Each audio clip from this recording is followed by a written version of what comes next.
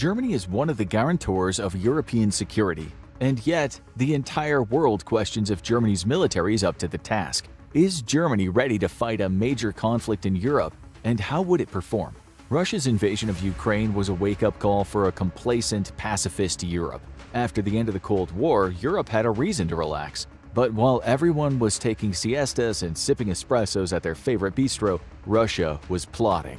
When Russia first invaded Ukraine in 2014, Europe hardly blinked because not only had it become complacent, but it had become extremely dependent on the energy supplied by the only challenged their own national security. Nobody was more guilty of this than Germany, who foolishly believed it could sway Moscow via trade dependence. Instead, Germany handed Putin the very reins of its economy. The second invasion of Ukraine at last woke Europe up to the fact that it still had a belligerent, much bigger neighbor on its border. By then, though, the state of many European militaries was utterly abysmal, and few major European powers were in worse shape than Germany. During the Cold War, the readiness rate of the West German military hovered around 90%.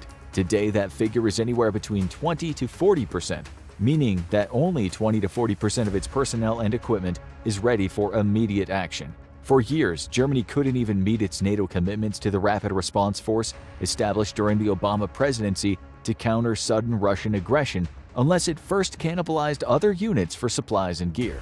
In 2018, Jorge Benitez of the Atlantic Council think tank stated, "The readiness of the German military is abysmal. For years, German leaders have known that major elements of their armed forces, such as tanks, submarines, and fighter jets, are not fully operational and can't be used for actual military missions." Despite Germany's strong economy, its military was found to be one of the weakest on the continent. Famously, President Donald Trump considered Germany a freeloader, coasting on the might of the US and the rest of NATO as guarantors of its own security. At the same time, not a single one of Germany's submarines could take to sea. Only 4 of its 128 Eurofighter were prepared for combat, and the Army's vehicles were unprepared to meet NATO combat requirements. Its troops had no body armor, no night vision equipment, and even lacked cold weather clothing.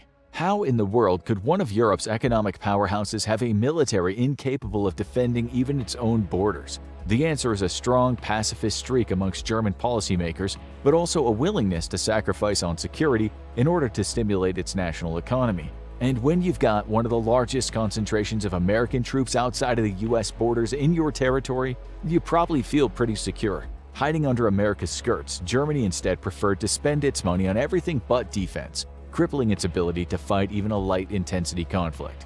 But German society is also deeply uncomfortable with military spending, and given its history in the first half of the 20th